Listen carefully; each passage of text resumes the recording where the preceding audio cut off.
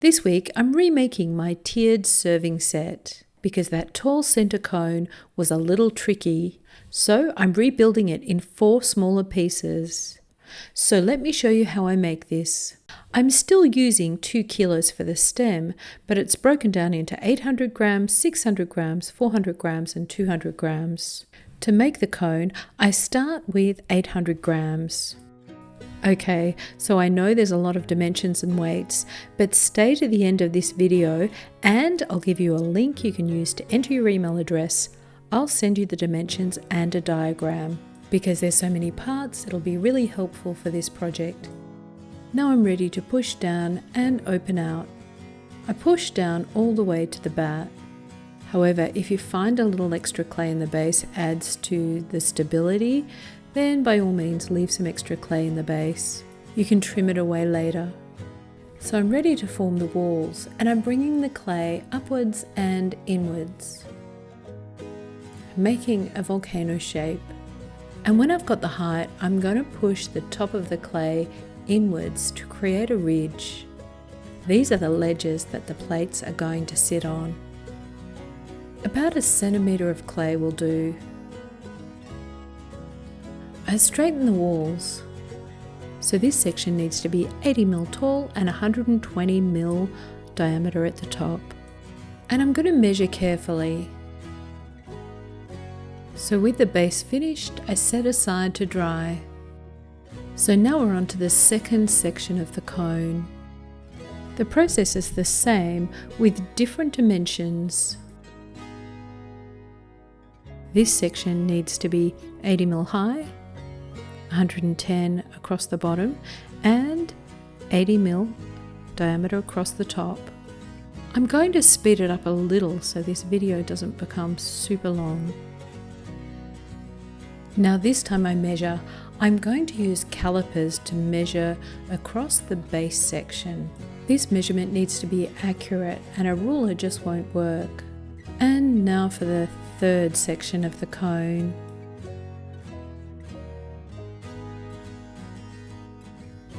Once again, the same process. This time I'm using 400 grams of clay and the dimensions are 70 mm across the bottom, 80 height and 40 diameter at the top.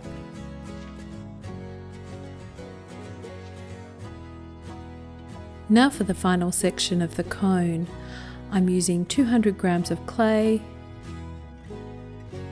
and I center. Once again, I bring the clay up into a cone. I push down into the clay. I'm making a hollow cone. Once I've got it to the right height, I gently squeeze the top of the cone, creating a closed form. I measure the height and then I remove any excess clay from the top. So each of the sections so far are 80 mm. I straighten the sides of the cone. So that's it for the cone, but since I'm in the groove of making a cone shape, I'll make the cone that sits on top. So once again, I create a hollow cone. I'm using the 150 grams of clay.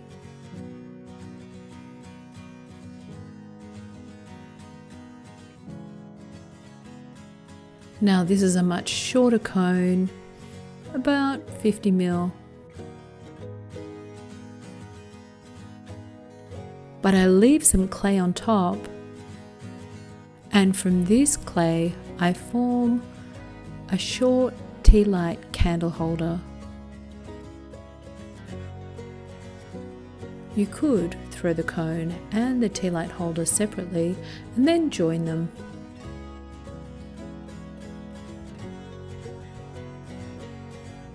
Once finished, I can set all the pieces aside to dry to leather hard, and I'll get on with the plates.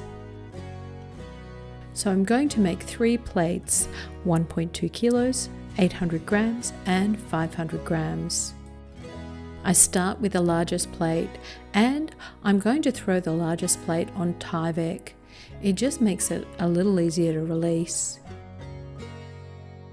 So I've just brushed some slip onto my bat, and then I add the TYVEK. I take the 1.2 kilos of clay and I center.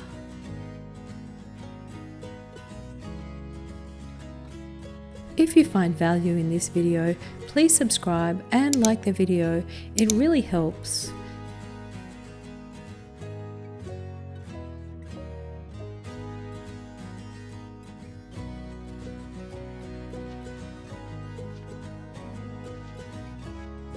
So the largest plate is 250 ml wide.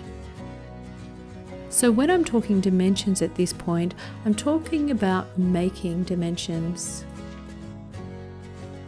Of course, you could scale the whole project. So I've made my plate to the right diameter, and I'm bringing out some clay to form the walls.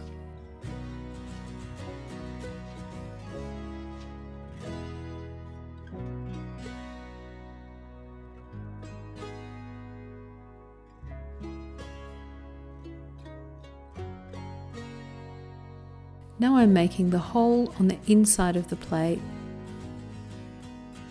I'm just bringing that clay out into the thickness of the base of the plate. And I'm going to trim and tidy the hole just to make sure it's the right diameter. This is one of the critical dimensions. Then I make the mid-size plate with 800 grams of clay. But for the video, I'm going to skip straight to the third plate. I'm using 500 grams for this plate. So each of the plates is 50 ml smaller. So the small plate will be 150 ml in diameter. And it's the same as the previous plate, so let's speed through it.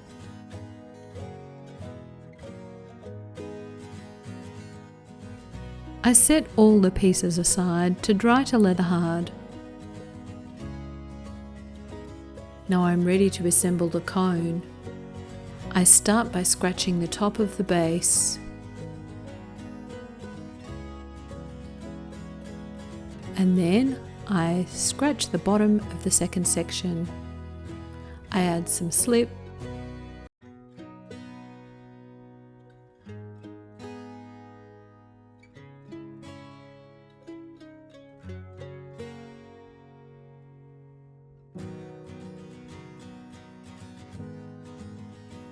And then I bring the two parts together and join.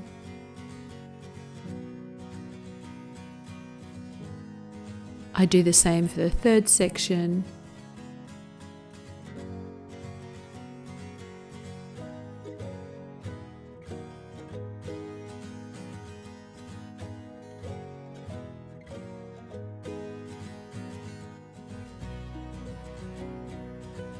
And the final section, making sure that all the pieces are centered.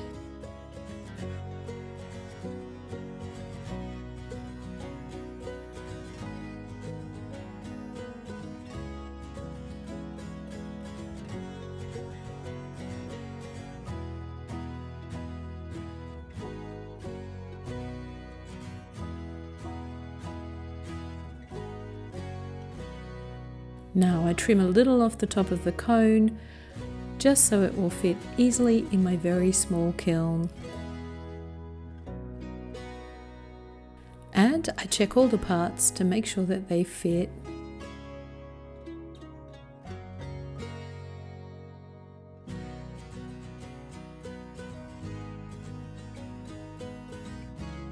I check to make sure that the joins are okay on the inside, and then I set all the pieces aside to dry slowly.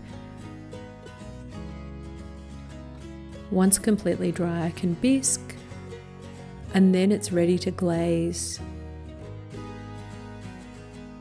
So I glaze the cone in two parts.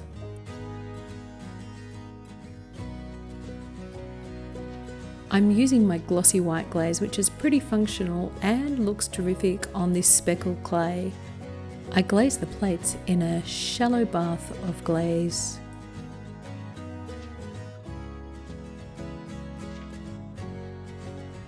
And I make sure that all the bases are really well wiped. I'm going to fire to a cone 6. That is a mid-firing. So the pieces are out of the glaze fire. I assemble. And then I add a tea light. For the full details of this project, click on the link in the comments and I'll email you the project PDF. It has the complete dimensions and a diagram. And for a wonderful gift that supports our channel, why not order a Tufts Studio Potter's Calendar? Follow the link in the description. For more cake stand action, check out our perfect cake stand. It's still a favourite. And as always, happy potting!